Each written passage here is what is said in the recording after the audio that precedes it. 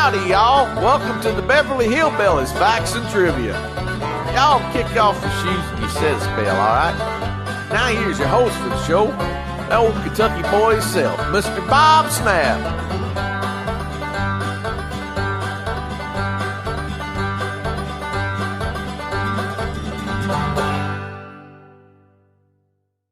Hello, everyone. Welcome to the Beverly Hillbillies Facts and Trivia. Appreciate you being here. Little announcement about the trivia contest at the end of this episode, so stay tuned at the end for it. Today's video, please subscribe if you haven't. Today's video is on 10 things of the Beverly Hillbillies that would not have aged well today.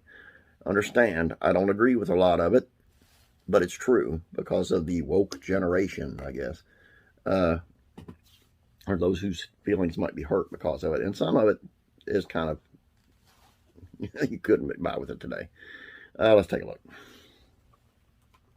Okay.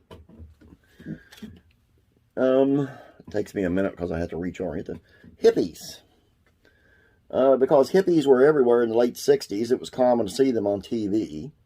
Even the Beverly Hillbillies had a few episodes with the hippies, such as Robin Hood of Griffith Park and Back to the Hills.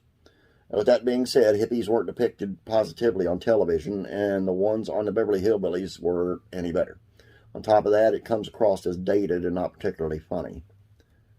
Again, I don't agree with all these, but these are true considering this day and age. Prior to hippies, they had beatniks. Now, even though the subcultures often get clumped together under the counterculture movement, there are some differences. For instance, beatniks typically wore black clothes and did poetry slams in coffee houses, while hippies wore colorful clothes and did protests. Clothing. Yet beatniks were given exaggerated depictions of television like hippies, as seen in the Beverly Hillbillies' Big Daddy Jed. Jethro's dim-witted behavior. Aside from dated cultural references, there was aspects that the Beverly Hillbillies characters that today's audiences probably wouldn't find funny. One example is Jed Clampett's nephew Jethro Bodine, who's defined by his dim-witted behavior, which is played for laughs. While dumb characters have been a staple of comedy, it can cross the threshold of being annoying, according to this. This is arguably the case for Jethro, and somewhat controversial as his behavior falls into the white cracker stereotype. Oh, my Lord. Yes, I find these, and I just have to share them. Ellie Mae being criticized for being tomboy. Since the 60s weren't that progressive when it comes to portraying women in the media, it's more apparent in the Beverly Hillbillies, because while Jed's daughter, Ellie Mae, was a tomboy, she was often criticized for it. After all, the Clampetts had very traditional views about women, like wearing dresses and getting married. But what makes it worse is that Ellie Mae's unladylike behavior is treated like a running joke, which most wouldn't consider funny nowadays. Mr. Drysdale treating his assistant Jane unfairly. Beside the Clampetts, there were supporting characters in the Beverly Hillbillies show as Jed's banker and neighbor Mr. Drysdale. Now, while he was a greedy man, his behavior sometimes went too far, particularly in how he treated the female assistant Jane, whom he threatened to fire whenever she questioned his orders. Additionally, she would usually end up suffering and his fame framed as being funny, but now that kind of humor would be known as sexist, I'm sure. Shorty's obsession with younger women. In the last 2 seasons of the Hillbillies, a new supporting character was introduced, Shorty Kellums. Buddy of Jed from the Ozarks, his main character trait was being obsessed with attractive younger women, and in turn is treated like a joke in several episodes, like Marry Me Shorty, or where Shorty participates in a bachelor party slave auction involving female assistants from Drysdale's bank. Now, by today's standards, would never have happened. And they call this casual sexual assault. Because sexual assault is considered a big deal these days, it's hard to imagine that there was no line drawn back in the 60s. As a result, women experience casual sexual assault in the media without any fuss made. Even worse, some of these moments would be treated humorously. An example of this may be seen in the Beverly Hillbillies episode of The Great Feud, where Jethro picks up Drysdale's maid Marie and refuses to put her down. That would be known as sexual assault these days. Union soldier monkey. Due to Ellie Mae's love for animals, various critters show up in the Beverly Hillbillies. A few reoccurring ones include a pair of chimpanzees called Skipper and Bessie. Their main gimmick were wearing different clothes, which was mostly harmless. But then there was the episode The South Rises Again. In it, Granny thinks a Civil War movie being filmed is real and dresses Skipper as a Union soldier to act as a spy. Now, this could be interpreted by a lot of people nowadays as racist, since some Union soldiers were African American.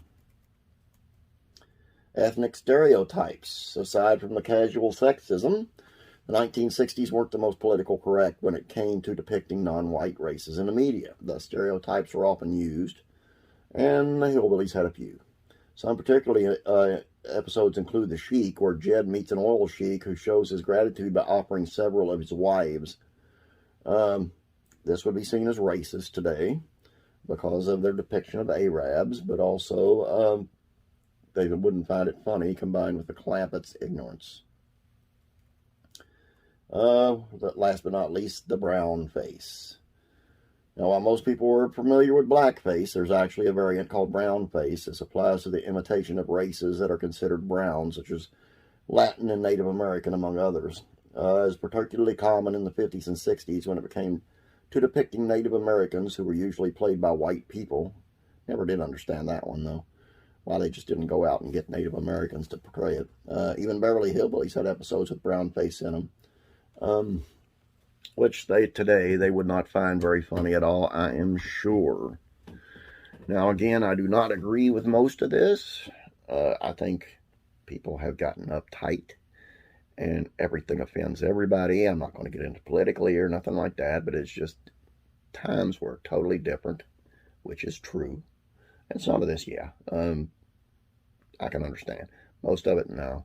It's just humor. It's funny. We used to be able to laugh at each other, and it was okay, but today you just can't do it. That's just the way it is. And I don't mean to be preachy. I'm sorry. Today's question for the contest, trivia question. But before we get into that, I want to say, guys, you can enter 3 times daily. I'm drawing 3 names, one from each channel daily as winners, to be put into the hat for the last final drawing. And I noticed just today I'm doing this, I noticed there was only 4 people entered on the Beverly Hillbillies channel, and there was like buku people on the other 2 channels. I don't understand. So I want to give you a little thing. Answer on this one, you'll get a better chance of getting entered, apparently. So jump in, answer it on, you have 3 chances of being entered, so well, take advantage. The question for today is from the Andy Griffith Show. Andy Griffith once said, and you got to finish this for me, if it sounds like a joke, what? All you got to do is watch the Andy Griffith Show, Facts and Trivia. The answer's right there. But then you got to come back and answer it here. So make sure you enter on all 3 channels. Get 3 chances. That's all I got for you. Don't forget to subscribe here. Have a great day. Share these out. Love you guys. Be praying for you. God bless.